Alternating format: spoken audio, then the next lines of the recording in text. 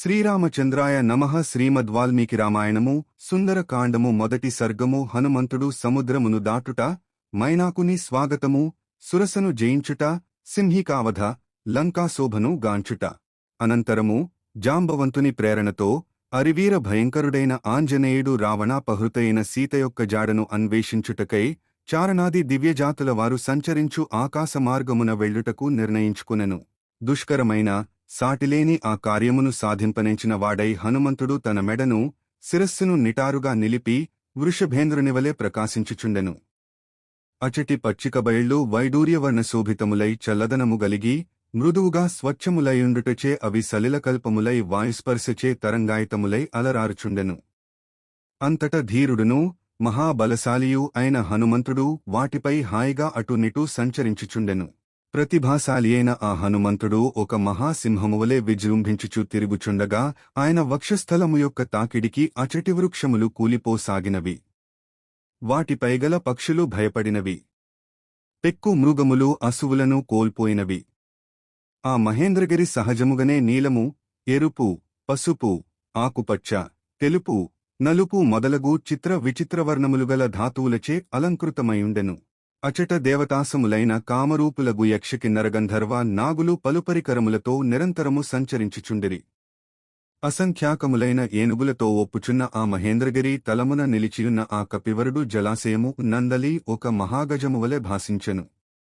అతడు సూర్యునకును, మహేంద్రునకును, వాయుదేవునకును, బ్రహ్మదేవునకును, ఇతర దేవతలకు అంజలి ఘటించి బయలుదేరుటకు నిశ్చయించుకొనెను. పిమ్మట కార్యదక్షుడైన మారుతి తూర్పునకు తిరిగి తన తండ్రియగు వాయుదేవునకు ప్రణమిల్లెను. దక్షిణ దిశగా వెళ్లదలచినవాడై అతడు తన శరీరమును పెంచెను. రామకార్యసిద్ధికై సముద్రమును లంఘింప నిశ్చయించుకుని వానరవీరులందరను చూచిచుండగా అతడు పున్నమి, పర్వ దినములయందు ఉప్పొంగు సముద్రునివలే వృద్ధి చెందెను. హనుమంతుడు సముద్రమును అవలీలగా దాటగోరి అపరిమితముగా తన శరీరమును పెంచెను. లంఘించుటకు ఉద్యుక్తుడై మహేంద్రగిరిని తన కరచరణములచే బలముగా అదిమెను. ఆ పర్వతము స్థావరమేయనను మారుతి గట్టిగా అదుముటచే అది కొన్ని క్షణములపాటు కంపించెను. విరబూసిన చెట్ల కొమ్మల నుండి పువ్వుల నీను జలజలరాలెను. చెట్ల నుండి రాలి సువాసనలను వెదజల్లుచున్న పుష్పములతో ఆ పర్వతము నిండిపోయెను. అప్పుడది ఒక పూల కొండవలే భాసించెను. ఆ మహావీరునిచే అదుమబడిన ఆ పర్వతము ఒక భద్రగజము మదజలమునువలే జలధారలు స్రవింపజేసెను. మహాబలశాలియైన ఆ మారుతిచే ఆదుమబడిన మహేంద్రగిరి తన పగుళ్ల నుండి బంగారు, వెండి, కాటుక ధారలను వెలిగ్రక్కెను. ఏలనన అగ్ని యొక్క కాళీ, కరాళీ చ మనోజవా చ సులోహితాయా చ సుధూమ్రవర్ణ స్ఫులింగిని విశ్వరుచి చ దేవీ లేలాయమానా ఇతి సప్త జిహ్వాహ ముండకోపనిషత్తు 1-2-4 అను 7 అగ్ని జ్వాలలు. వాటిలో మధ్యమ జ్వాలయైన సులోహిత నుండి ధూమము బయలుదేరును. సప్తార్చులలో మధ్యమార్చి అనునది సులోహిత. దాని జ్వాలల నుండి పొగలు వెలువడుచున్నట్లు ఆంజనేయునిచే అదుమబడిన ఆ మహేంద్రగిరి నుండి పెద్ద పెద్ద ఎర్రని శిలలు ముక్కలు ముక్కలుగా బయటపడసాగెను. కొండశిలలరా పిడివలన ఉత్పన్నమైన అగ్నులచే తప్తమైన ఆ పర్వతమునందలి బంగారు, వెండి మొదలగు ధాతువులన్నీయును కరగి పగుళ్ల నుండి బయటికి ప్రవహించెను. ఆ గిరి గట్టిగా అదుమబడుటచే దాని గుహలయందు అంతటా నివసించుచున్న ప్రాణులన్నీయును మిగుల నలిగి వికృత స్వరములతో గగ్గోలు పెట్టెను. శేలపీడకు లోనైన వివిధ ప్రాణుల ఆ ఆక్రందన ధ్వనులు పృథ్వీ యందంతటనూ నిండెను. ఉపవనములయందును దశదిశలయందును వ్యాపించెను. స్పష్టముగా వ్యక్తమగుచున్న స్వస్తికలక్షణములు గల విశాలమైన పడగలతో భయంకరముగా విషాగ్నులను గ్రక్కుచు సర్పములు తమ కోరలతో శిలలను కాటు వేయిచు గట్టిగా పట్టుకొనసాగెను. బుసలు కొట్టుచున్న విషసర్పముల కాటుకులోనైన ఆ గండశిలలు విషాగ్ని కీలలతో మండెను. అప్పుడు అవి ఫెఠేల్ ఫెఠేల్ మనుచు వేలకొలదిగా తుత్తునియలాయెను. ఆ మహేంద్రగిరిపై పుట్టి పెరిగిన ఓషధులలో విషహరములైనవి పెక్కుగలవు. అయినను అవి ఆ మహాసర్పముల ఘోరవిషమును మాత్రము హరింపజాలకపోయినవి. భూతములచే ఈ కొండ పగులగొట్టబడుచున్నది అని తలంచి తాపసులు కలత చెందిరి.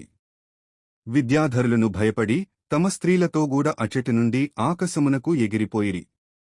ఆ విద్యాధరులు పానభూమియందలి మధుర పానీయములుగల బంగారు పాత్రలను, అమూల్యములైన భోజన పాత్రలను, కనకకలశములను భయముతో అచటనే వదిలివెళ్ళిరి. వారు లేహ్యములను రుచ్యములైన భక్ష్యములను బాగుగా గుజ్జుగలిగిన వివిధ మధురరసఫలములను ఎద్దు చర్మములతో చేయబడిన డాళ్లను బంగారు పిడులుగల ఖడ్గములను అచటనే విడిచి పెట్టిపోయిరి. వారు గళములయందు కంఠహారములను ఎర్రని పూలమాలలను ధరించియుండిరి. శరీరములపై ఎర్ర చందనములను అలందుకునియుండిరి. సహజముగనే ఎర్రదామరల వంటి వారి కన్నులు మధుపానముచే ఇంకను ఎరుపెక్కియుండెను. అట్టి విద్యాధరులు మిక్కిలి భీతితో ఆకాశమునకు చేరిరి. విద్యాధర స్త్రీలు హారములను, అందలను, దండ కడియములను, కరకంకణములను ధరించియుండిరి. వారు సంభ్రమాశ్చర్యములతో, దరహాసములతో తమ ప్రియులతో గూడి అంతరిక్షమున నిలిచియుండిరి.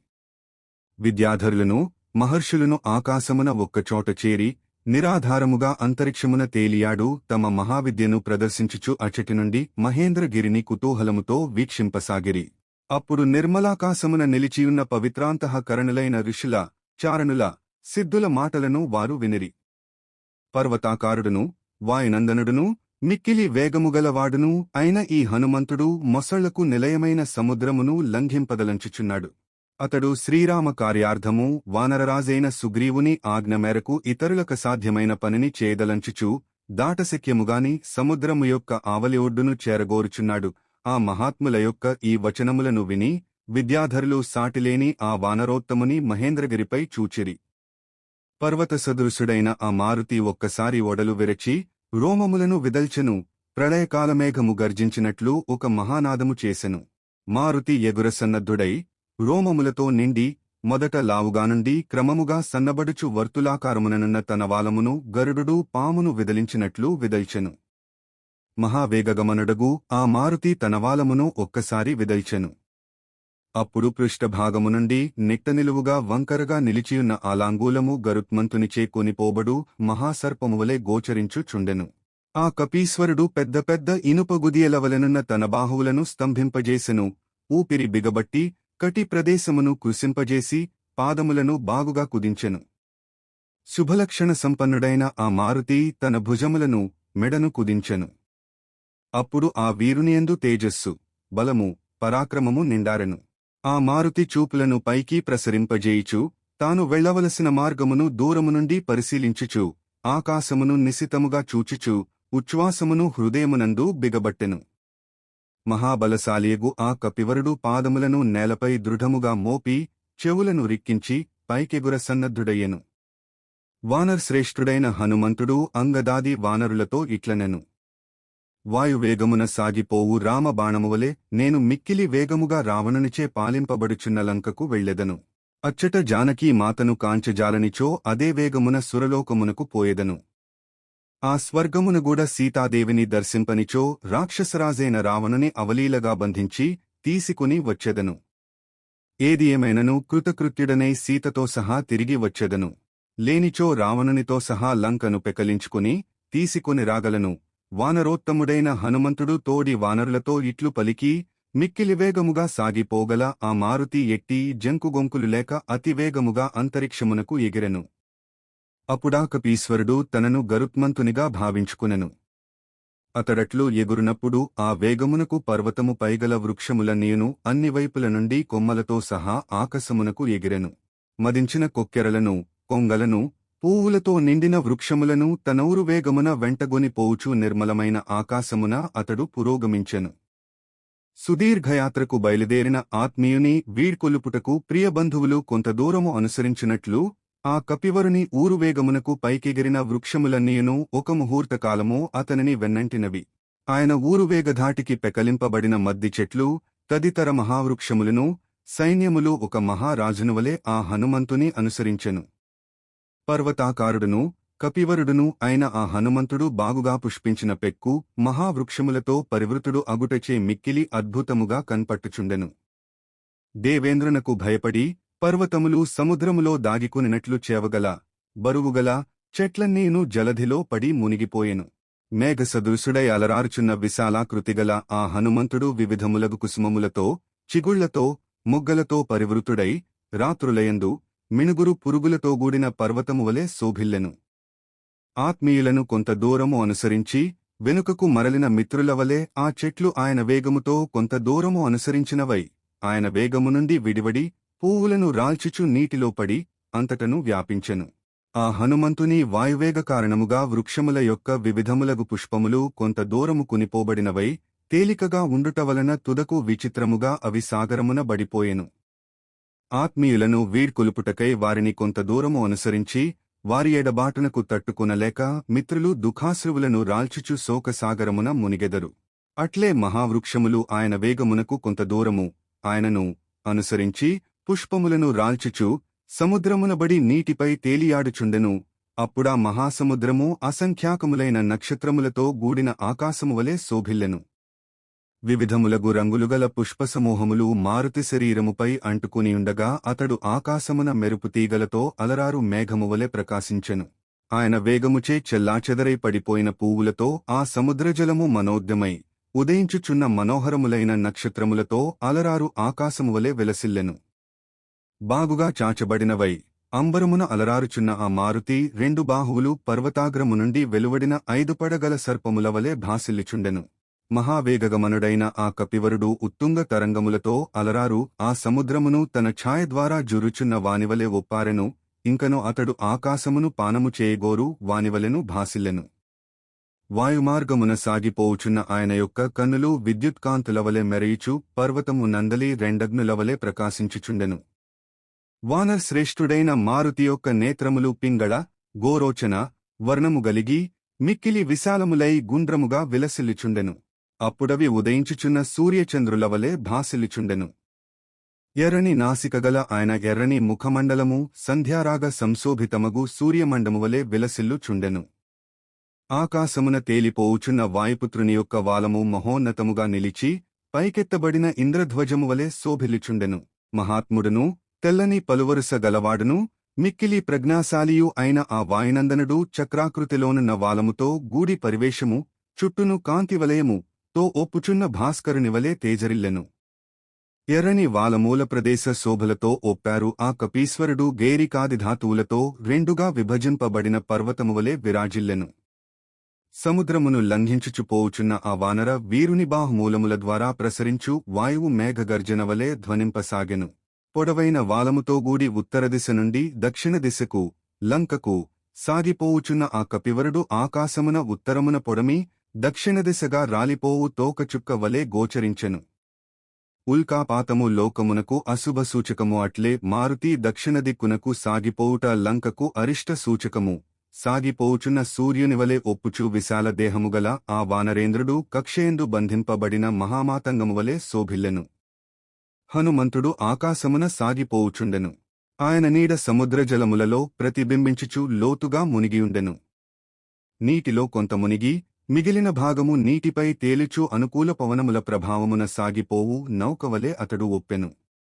ఆకాశమున ఆ మారుతి సాగిపోవునప్పుడు అతడు దాటుచున్న సముద్ర ప్రాంతముల నీయును అతని ప్రబల వేగమున అల్లకల్లోలములై ఉన్మాదభరితములైనట్లు కనబడెను. కొండలంత ఎత్తునకు ఎగురుచున్న సముద్ర తరంగములను తన వక్షస్థలముతో నెట్టుచు వాటిని చిన్నాభిన్నముగావించుచు ఆ మహాకపి మిక్కిలి వేగముగా ఆకాశమున తేలిపోవుచుండెను. హనుమంతుని గమనవేగమున ఏర్పడిన బలీయమైన వాయువు మేఘముల నుండి వెలువడు గాలియు రెండును కలిసి భయంకర ఘోషలతో ఘూర్నిల్లుచున్న సముద్రమును ఇంకను కంపింపజేసినవి. లవణ సముద్రమునందు వెత్తుగా ఎగురుచున్న పెద్ద పెద్ద తరంగ పంక్తులను చెల్లాచెదరుగావించుచు ఆ కపివరుడు ఒక విభజనరేఖవలె భూమ్యాకాశములను వేరు చేయుచున్నట్లు సాగిపోవుచుండెను. మహావేగగమనుడైన హనుమంతుడు మేరుమందర పర్వతములయంత ఎత్తున ఎగిరిపడుచున్న ఆ మహాసముద్రతరంగములను లెక్కపెట్టుచున్న వానివలే ముందునకు సాగెను. ఆవాయునందనుని వేగముచే పైకెగసిన సముద్రజలము ఆకాశమునందంతటను వ్యాపించి జలముతో గూడిన తెల్లని శరత్కాల మేఘమువలే విలసిల్లెను. తరంగితమైన సముద్రము యొక్క జలములు అటునిటూ తొలిగిపోవుట వలన అందలి తిమింగిలములు మొసళ్ళు పెద్ద పెద్ద చేపలు తాబేళ్లు వస్త్రములు తొలగిన దిగంబరములైన మానవ శరీరముల వలె కనబడు చుండెను. సముద్రమునందలి సర్పముల నేను ఆకాశమున తేలిపోవుచున్న కపీశ్వరునిగాంచి ఆయనను గరుత్మంతునిగా తలపోసి భీతిల్లి నవి. ఆ వానరశ్రేష్ఠుని నీడ 10 యోజనముల పొడవు 30 యోజనముల వెడల్పు గలదై నీటిపై మిక్కిలి మనోహరముగా ఒప్పుచుండెను. అది సంధ్యాసమయము. హనుమంతుడు ఉత్తరము నుండి దక్షిణమునకు వెళ్ళుచుండెను. కనుక సంధ్యాకాల సూర్యకాంతి ప్రభావమున ఆ మారుతి శరీరఛాయ పొడవు యథాప్రకారముగా ఉండును. వెడల్పు దూరమునకు పోగా పోగా పెద్దది యగును. అందువలన ఆయన నీడ పొడవు కంటెను వెడల్పు ఎక్కువ కనబడెను. వాయునందనుని అనుసరించున్న విశాలమైన అతని నీడ సముద్రజలములలో స్వచ్ఛమైన దట్టమైన మేఘ మండలమువలే విరాజిల్లెను. మహాతేజస్వియు మహాకాయుడును అయిన ఆ కపివరుడు నిరాధారమైన వాయు ఆకాశ మార్గమున పయనించుచూ రెక్కలుగల పర్వతమువలే భాసిల్లుచుండెను. అమిత బలశాలి అయిన ఆ కపీంద్రుడు మిక్కిలి వేగముగా వెళ్ళుచున్న ఆ మార్గమున సముద్రము విశాలమైన ఓడవలే ఒప్పారెను. పక్షిసమూహముల మార్గమున గరుత్మంతునివలే సాగిపోవుచు హనుమంతుడు మేఘములను ఆకర్షించుచు వెళ్ళు వాయువువలే ఒప్పెను. మారుతిచే ఆకర్షింపబడుచున్న మహామేఘములు తెలుపు, ఎరుపు, నీలము, పసుపు మొదలగు పలు వన్నెలతో ప్రకాశించుచుండెను. పదే పదే మేఘముల మధ్య ప్రవేశించుచు బయటికి వచ్చుచు పురోగమించుచున్న హనుమంతుడు మేఘములచే కప్పబడుచు అవి తొలగినంతనే ప్రకాశించుచున్న చంద్రునివలే గోచరించెను. అప్పుడు అతివేగముగా ఆకాశమున పయనించుచున్న హనుమంతుని జూచి దేవతలు, గంధర్వులు, దానవులు ఆయనపై పుష్పవర్షములను గురిపించిరి. రామకార్యార్థసిద్ధికై, సీతాన్వేషణ కార్యము ఫలించుటకై ఆకాశమున పయనించుచున్న వానరోత్తమునకు సూర్యుడు తాపమును కలిగింపలేదు. ఆయన శ్రమను తొలగించుటకై వాయుదేవుడుగూడా చల్లగా వీచుచూ ఆయనను సేవించెను. తండ్రియైన వాయుదేవుడు తన పుత్రుని సేవించుట, పూజించుట ఏమిటి? రామకార్యప్రవృత్తుడైన రామభక్తుడు పూజ్యార్హుడే. అంతరిక్షమున పయనించుచున్న మహాతేజస్వియగు ఆ హనుమంతుని మహర్షులు స్తుతించిరి. దేవతలు, గంధర్వులు ఆయనను ప్రశంసించుచూ కీర్తించిరి. ఏమాత్రము అలసట చెందక అవలీలగా శీఘ్రముగా పయనించుచున్న కపివరునిగాంచి నాగులు, యక్షులు, దిక్పాలురు, దేవతలు మొదలగు వారందరును ప్రస్తుతించిరి. పక్షిగణములన్నీయు నుతించెను. వానరపుంగవుడైన ఆ హనుమంతుడు సాగిపోవుచుండగా ఇక్ష్వాకువంశము యొక్క కీర్తి ప్రతిష్టలను కొరునట్టి సాగరుడు ఇట్లు తలపోసెను. వానరేంద్రుడైన హనుమంతునకు సహాయపడనిచో నేను అన్ని విధములుగా అందరి దృష్టిలో నిందార్హుడనగుదును. నేను ఇంతటి వాడనగుటకు ఇక్ష్వాకు ప్రభువైన సగరుడే కారకుడు. ఇతడు ఆ ఇక్ష్వాకు వంశసచివుడు. కావున ఇతడు ఎట్టిశ్రమలకును గురికారాదు. కనుక నేను ఈ కపీశ్వరునకు తగురీతిగా విశ్రాంతిని సమకూర్పవలెను. అతడు ఇచ్చట విశ్రమించి తరువాతి ప్రయాణమును హాయిగా కొనసాగింపగలడు. ఈ విధముగా సముద్రుడు నిండు మనస్సుతో బాగుగా ఆలోచించి సముద్ర జలములలో దాగియున్న గిరిసత్తముడును బంగారు శిఖరములు గలిగినవాడును అగు మైనాకునితో ఇట్లనెను. ఓ మైనాక! దేవరాజైన ఇంద్రుని కారణమున పాతాళవాసులైన రక్కసిమూకలకు అడ్డుగా నీవు మహాశిలవలే నిలిచిపోయితివి. పరాక్రమవంతులైన ఆ రాక్షసులు మరల లేచి రాకుండా దుర్భేద్యమైన ఈ పాతాళద్వారమును పూర్తిగా మూసివేసి ఇచట ఉంటివి. పూర్వము బలిచక్రవర్తి ఇంద్రుని పరాజితునిగావించి స్వర్గరాజ్యమును వశపరుచుకునెను. దాని వలన దేవతలు కష్టాల పాలైరి. అప్పుడు శ్రీ మహావిష్ణువు వామనమూర్తిగా అవతరించి బలిచక్రవర్తిని పాతాళమునకు పంపెను. అతనితో రాక్షసులను పాతాళమునకు చేరిరి. వారు తిరిగి రాకుండా ఆ ద్వారమునకు ఇంద్రుడు మైనాకుని అడ్డుగా నిలిపెను. ఓ మైనాక! పైకిని క్రిందికిని అన్ని వైపులకును పెరుగుటకు నీవు సమర్థుడవు. కనుక ఓ గిరీంద్ర! నిన్ను ప్రోత్సహించుచున్నాను. లెమ్ము పరాక్రమవంతుడు, అసహాయసూరుడు, కపిప్రవరుడు అయిన ఈ హనుమంతుడు రామకార్యార్థియై నీకు పైభాగమున ఆకాశమున ఇదిగో వచ్చుచునేయున్నాడు.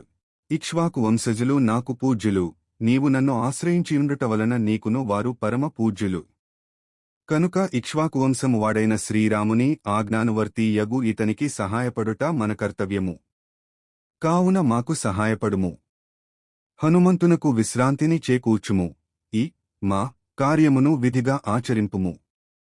కర్తవ్య కార్యమును సకాలములో చేయనిచో పెద్దలకు కోపము వచ్చును. సజ్జనులకు కోపము రానీయరాదు.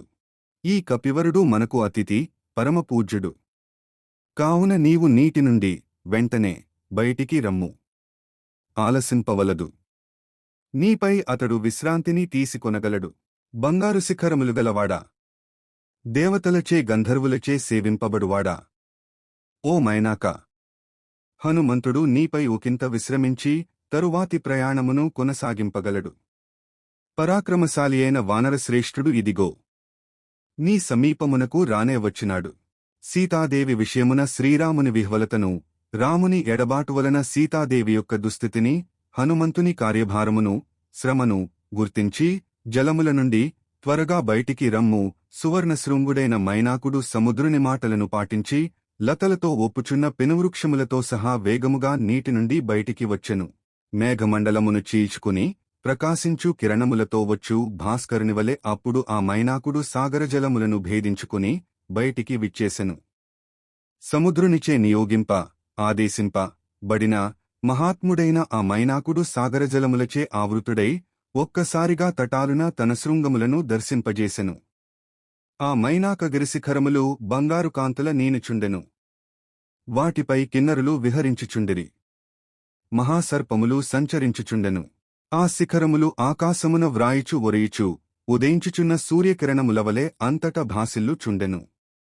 సముద్రజలముల నుండి ఉవ్వెత్తుగా పైకి లేచిన మైనాక పర్వత శిఖరములు పుటము పెట్టిన బంగారు వన్నెలను విరజిమ్ముచుండెను. అందువలన లోహవర్ణముగల ఆకాశము కాంచన ప్రభలతో ఒప్పారెను. సువర్ణమయములై స్వయంప్రభలతో వెలుగొందు శిఖరములతో విరాజిల్లుచు ఆ గిరీంద్రము వందల కొలది సూర్యులతో సమానముగా మిరుమిట్లు గొల్పుచుండెను. లవణసముద్ర మధ్యమున అనూహ్యముగా పైకి వచ్చి ఎదురుగా నిలిచియున్న ఆ మైనాక పర్వతమును జూచి హనుమంతుడు ఇది ఒక ఆటంకము, విఘ్నము అని తలంచెను.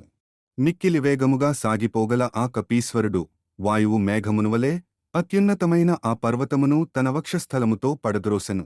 కపివరునిచే అవలీలగా పడగొట్టబడిన ఆ గిరింద్రము ఆయన వేగబలమునకు అబ్బురపడి ఓహో ఎంతటి శక్తి ఎనుచు హర్షముతో పులకించి ఆనందముతో ఉప్పొంగిపోయెను. ఆ మైనాక పర్వతము ప్రేమతో ప్రసన్నమైన మనస్సుతో మానవరూపమును ధరించి తన శిఖరముపై నిలిచి ఆకాశమున వెళ్ళుచున్న ఆ కపివీరుని సమీపించి ఇట్లు పలికెను. ఓ వానరోత్తమా! నీవు ఈ దుష్కర కార్యమునకు పూనుకొంటివి. అలసితివేమో, నా శిఖర ప్రదేశములయందు నిలిచి హాయిగా కొంతకాలము విశ్రమింపుము. జలధి రఘువంశజులచే ఇంతగా వృద్ధి చెందినది కనుక అట్టి సాగరుడు రామకార్యమును సాధించుటకై నియుక్తుడవైన నీకు కృతజ్ఞతాసూచకముగా అతిథి సపర్యలు చేయదలచినాడు. మేలు చేసిన వారికి ప్రత్యుపకారము చేయుట అందరికినీ కర్తవ్యము. ఇది సనాతన ధర్మలక్షణము. అట్టి సముద్రుడు నీకు సహాయపడదలచినాడు. నీ సమ్మానమును పొందుటకు అతడు అర్హుడు. అతనిచే నియుక్తుడనైన నా ఆతిథ్యమును నీవు స్వీకరించుటయే అతనికి జరుగు సమ్మానము. శతయోజనముల దూరము ప్రయాణము చేయుటకై ఈ కపివరుడు ఆకాశమార్గమున వెళ్ళుచున్నాడు. నీ సానువుల కొండచర్యల యందు కొంత విశ్రమించి తరువాతి ప్రయాణమును పిదప కొనసాగింపగలడు అని సముద్రుడు నన్ను నీ నిమిత్తమై సగౌరవముగా ప్రోత్సహించెను. కనుక ఓ కపివరా, కొంతసేపు నాపై విశ్రమించి ముందునకు సాగుము. అందువలన ఓ హరివీర, ఇచ్చట కందమూల ఫలములు సమృద్ధిగాగలవు. అవి కమ్మని వాసనలను కుమ్మరించుచున్నవి, మిక్కిలి రుచికరమైనవి. వాటిని ఆస్వాదించి కొంత తడవు విశ్రమించి పిమ్మట ముందుకు సాగిపోవచ్చును. ఓ కపివరా, మాతోగూడా నీకు సంబంధము గలదు. నీవు సత్పురుషుల ప్రేమాదరములను స్వీకరించువాడవుగా ముల్లోకములయందును ప్రసిద్ధికెక్కితివి. ఓ మారుతి, కపికుంజర, వేగముగా ఎగిరిపోగల వానర శ్రేణిలో నిన్ను ఒక ప్రముఖునిగా తలంతును. ధర్మాత్ముడైన బుద్ధిమంతుడు ఇంటికి వచ్చిన అతిథి సామాన్యుడైనను అతనిని పూజించును. ఇక నీవంటి మహాత్ముడు వచ్చినప్పుడు పూజింపవలసిన విషయము చెప్పనేలా? ఓ కపీశ్వర, నీవు దేవతలలో శ్రేష్ఠుడును మహాత్ముడును అయిన వాయుదేవుని కుమారుడవు. వేగములో అతనికి నీవే సాటి. ఓ ధర్మజ్ఞ, నిన్ను పూజించినచో వాయుదేవుని పూజించినట్లే. అందువలన నీవు నాకు పూజ్యుడవు. ఇందుకు కారణమును చెప్పెదను, ఆలకింపుము. ఓ పూజ్యుడా, పూర్వకాలమున పర్వతములకు రెక్కలు ఉండెడివి. అవి గరుడవేగముతో వాయువేగముతో అన్ని దిక్కులకును సంచరించుచుండెడివి.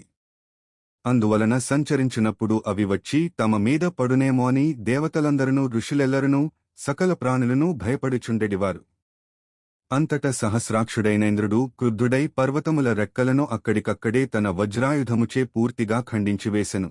ఆ దేవేంద్రుడు క్రుద్ధుడై నా రెక్కలు ముక్కలుగా చేయుటకై వజ్రాయుధమునెత్తి నాకడకు వచ్చుచుండగా మహాత్ముడైన వాయుదేవుడు నేర్పుగా నన్ను సముద్రమున పడవేశెను. ఓ వానరోత్తమా! నీ తండ్రియైన వాయుదేవునిచే నేను సురక్షితుడనై చెక్కు చెదరని రెక్కలు గలవాడనై ఈ లవణ సముద్రమున భద్రముగా ఉంచబడితిని. ఓ కపివర! అందువలన వాయుదేవుడు నాకు మిక్కిలి పూజ్యుడు. కనుక నేను నిన్ను సగౌరవముగా ఆదరించుచున్నాను. నీకును నాకును గల ఈ సంబంధము సద్గుణ ప్రధానమైనది. ఓ కపీశ్వర! ఈ సంఘటనల కారణముగా నీవు నిండు మనస్సుతో సముద్రునకును నాకును ప్రీతిని గూర్పుము. ఓ కపిసత్తమా! నీ దర్శనము వలన నేను ఆనందభరితుడనైతిని. ఇచట కొంతతడవు ఆగి అలుపు దీర్చుకునుము. మా పూజలనందుకొనుము. మా ప్రేమను ఆదరింపుము. మైనాకుని మాటలను విన్న పిమ్మట హనుమంతుడు ఆ గిరివరునితో ఇట్లు పలికెను. నీ ఆదరవచనములకు తృప్తి చెందితిని. ఆతిథ్యమును స్వీకరించినట్లే భావింపుము. ఏమీయు అనుకొనవద్దు. కార్యసమయము మించిపోవుచున్నది. పగలు గడిచిపోవుచున్నది. ప్రొద్దుకృంకుచున్నది. మిత్రుల ఎదుట ప్రతిజ్ఞ చేసియుంటిని. కావున మార్గమధ్యమున ఇచ్చట ఆగుటకు వీలులేదు. మహావీరుడైన ఆ హరిప్రవరుడు ఈ విధముగా పలికి తన కరస్పర్శతో మైనాకుని ఆతిథ్యమును స్వీకరించినట్లుగా ప్రకటించి ప్రసన్నముఖుడై ఆకాశమున కొంత పైకెగిరి మిక్కిలి వేగముగా ముందునకు సాగెను. వాయుసుతుడైన ఆ హనుమంతుని సముద్రుడు మైనాకుడు మిక్కిలి ఆదరముతో చూచుచు భక్తి తత్పరులై పూజించిరి. రామకార్యసిద్ధికి అనువగు ఆశీర్వచనములతో అభినందించిరి. అనంతరము మారుతి మైనాకుని సముద్రుని వీడ్కుని పైకి కొంత ఎత్తునకు ఎగిరి వాయు మార్గమును అనుసరించి నిర్మలాకాశమున ఇంకను వేగముగా పురోగమించెను. వాయునందనుడు ఇంకను పైకెగిరి ఆ గిరివరుని జూచుచు నిరాధారమైన నిర్మలాకాశమున ఇంకను వేగముగా ముందునకు సాగెను. హనుమంతుడు ఉనర్చిన సుదుష్కరమైన ఆ రెండవ కార్యమును జూచి దేవతలు, సిద్ధులు, మహర్షులు అందరూ ఆయనను ప్రశంసించిరి. సముద్రమును లంఘించుటకై ఆకాశమునకు ఎగురుట మొదటి కార్యము. మైనాకునెడ్డంకిని అధిగమించి పురోగమించుట రెండవ కార్యము. సహస్రాక్షుడైన ఇంద్రుడును అచ్చట నిలిచియున్న దేవతలందరూ కాంచన శిఖరములు గల ఆ మైనాకుని కృషికి మిక్కిలి హర్షించిరి. ధీసాలేగు దేవేంద్రుడు సంతోషాతిరేకమున గద్గద స్వరముతో కాంచన శిఖరములు గల గిరివరునితో స్వయముగా ఇట్లనెను. హిరణ్యనాభ! శైలేంద్ర! నీ కృత్యమునకు నేను మిక్కిలి సంతసించితిని. నీకు అభయమునిచ్చుచున్నాను. ఓ సౌమ్య! నీ వింక హాయిగా నుండుము. మిక్కిలి పరాక్రమశాలియు 100 యోజనముల పరిమితిగల దూరమునకు పయనించుచున్నవాడును. భయపడవలసిన సమయమునందును ఇచట భయసతి అను ప్రయోగమును ప్రాజ్ఞులు 2 విధములుగా వివరింతురు. 1 100 యోజనముల దూరము సముద్రముపై ఆకాశమున నిరాధారముగా పయనించుచున్న ఆంజనేయునకు ఏమి ప్రమాదము వాటిల్లునోయని ఇంద్రాదుల భయము సముద్రము నుండి బయటికి వచ్చిన తనను ఇంద్రుడేమి చేయునో యని మైనాకుని భయము ఇంద్రుడు అభయమిచ్చుటచే మైనాకుని భయము తొలగినది. మైనాకుని ఆతిథ్యమును స్వీకరించి మారుతి ముందునకు సాగుటచే ఇంద్రాదుల భయము కూడా తొలగినది. వాస్తవముగా హనుమంతునకు ఎట్టి భయమూ లేదు. నిర్భయముగానున్న హనుమంతునకు నీవు గొప్పగా సహాయపడితివి. ఈ కపీశ్వరుడు దశరథనందనుడైన శ్రీరాముని దూతగా వెళ్ళుచున్నాడు. అట్టి వానిని నీవు సత్కరించినందులకు నేను మిక్కిలి సంతోషపడుచున్నాను. అనంతరము దేవతలకు ప్రభువైన ఇంద్రుడు పరితుష్టుడగుటనుగాంచి పర్వతోత్తముడైన ఆ మైనాకుడు మిక్కిలి ప్రహర్షమును పొందెను. అంతట ఇంద్రునిచే అభయ, వర, మును పొందిన ఆ గిరివరునకు మనస్సుకుదుటబడెను. హనుమంతుడు ఆ సాగర ప్రదేశమును ఒక క్షణకాలములో దాటిపోయెను. పిమ్మట దేవతలును, గంధర్వులును, సిద్ధులును, మహర్షులును సూర్యతేజస్సుగల నాగమాత యగుసురసతో ఇట్లు పలికిరి. యోజనముల కొలది ప్రయాణము చేసినను అలుపెరుగక చక్కని తేజస్సుతో విలసిల్లుచున్నవాడు హనుమంతుడను పేరుగల ఈ వాయునందనుడు సాగరముపై భాగమున ఆకాశమున పయనించుచున్నాడు. నీవు భయంకరములైన కోరలతో పచ్చని నేత్రములు గలిగి ఆకాశమంత వెడల్పైన నోరు గలిగి పర్వత సమానమైన భయంకర రాక్షస రూపమును ధరించి క్షణకాలముపాటు ఆయనకు విఘ్నమును కల్పింపుము.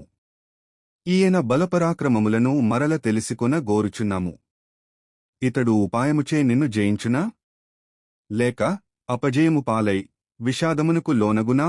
ఈ విధముగా దేవతలు గౌరవపూర్వకముగా నాగ మాతయగు సురసాదేవిని కోరగా ఆమె వికారమైన వికృతమైన రాక్షసరూపమును ధరించెను.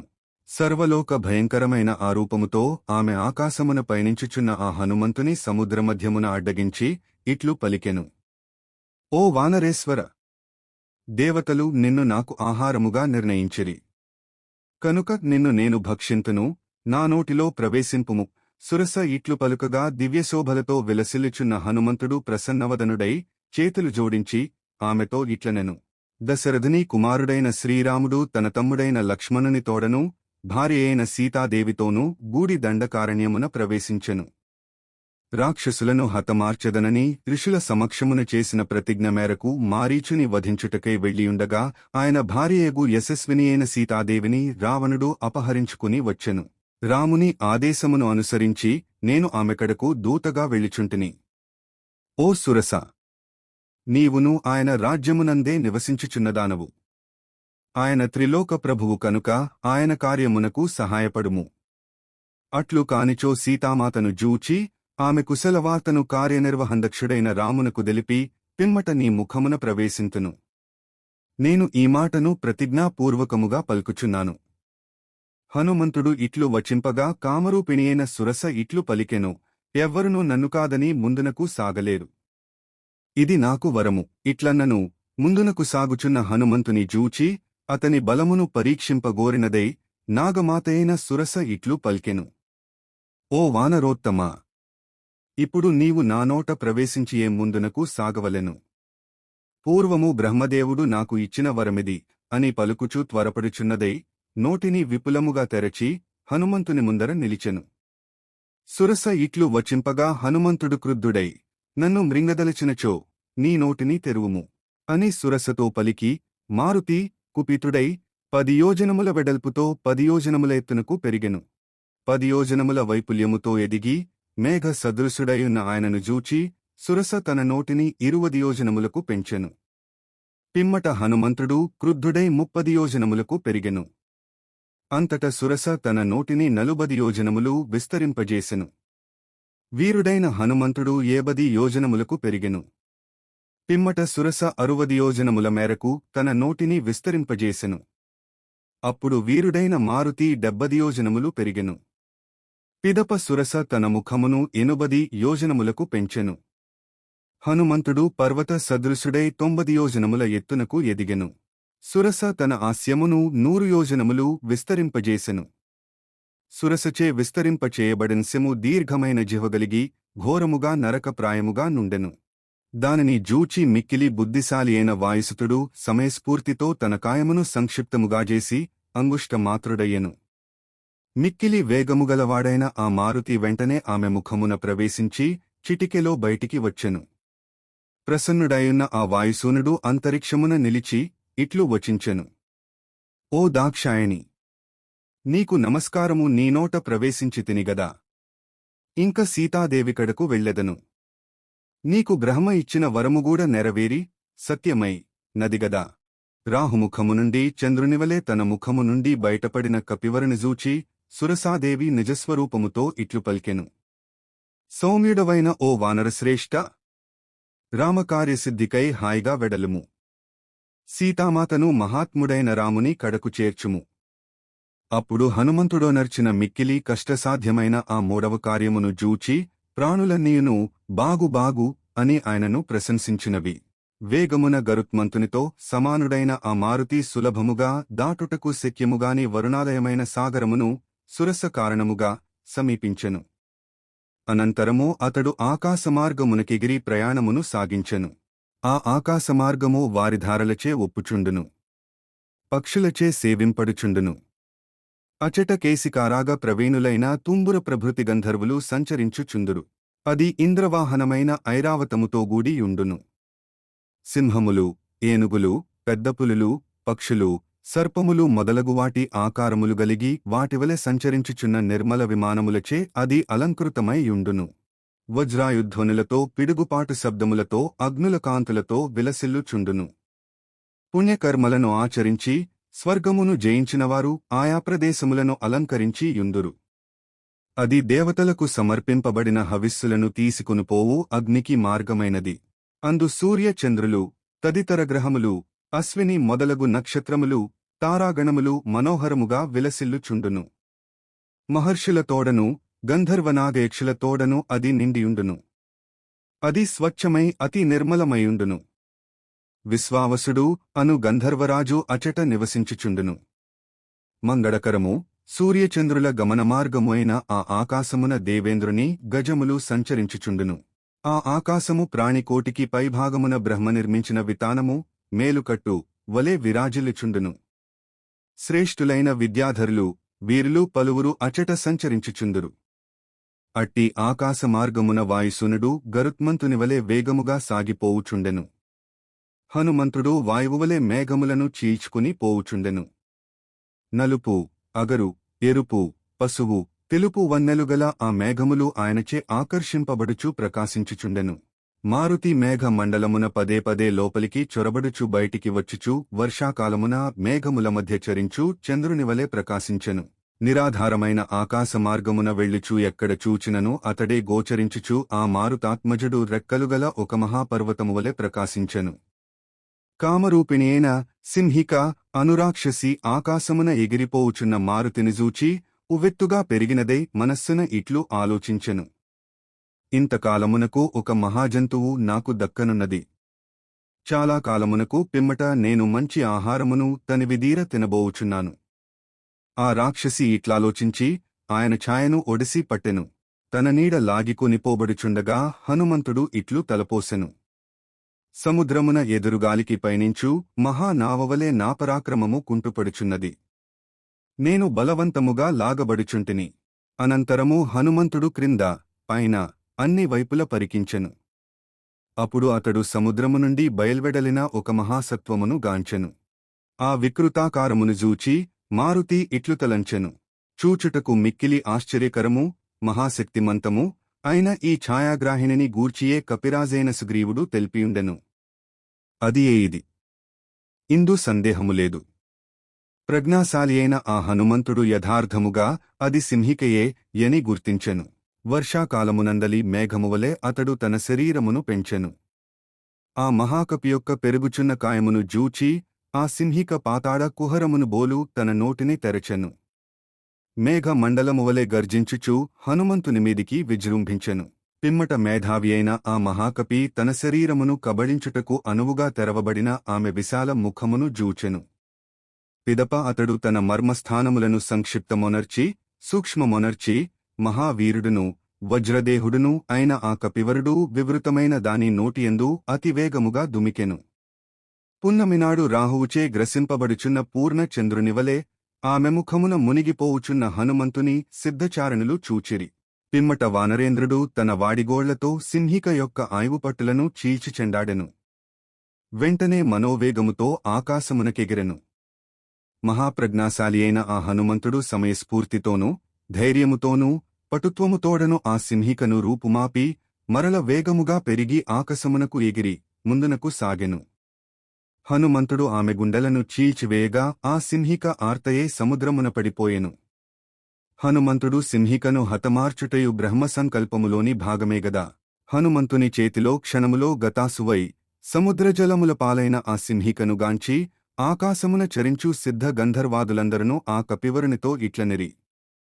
ఈ మహాప్రాణిని హతమార్చి నీవు ఒక అద్భుత కార్యమును సాధించితివి. ఓ వానరోత్తమ! నీకు ఇష్టమైన మంగళకరమైన కార్యమును సాధింపుము. నీవలే గట్టి ధైర్యము, దూరదృష్టి, సమయస్ఫూర్తి, పటుత్వముగలవాడు తన కార్యసిద్ధియందు ఎన్నడనూ వైఫల్యమును పొందడు. పూజ్యుడైన హనుమంతుడు తాను ముందుగా చేపట్టియున్న సీతాన్వేషణ కార్యమును సాధింపదలచినవాడై గంధర్వాదులచే గౌరవింపబడెను. అనంతరము ఆకాశమార్గమున గరుత్మంతునివలే ముందునకు సాగెను. ఇంచుమించుగా ఆవలి తీరమునకు జేరి నలువైపుల పరికించి చూచెను. అతడు 100 యోజనముల మేరకు సముద్రమును లంఘించిన పిదప వృక్షపంక్తులను గాంచెను. ఆ కపిశ్రేష్ఠుడు భూమిపైకి దిగుచునే వివిధ వృక్షములతో కలకలలాడుచున్న ద్వీపమును, లంకకు దక్షిణముననున్న మలయపర్వతము నందలి ఉపవనములను గాంచెను.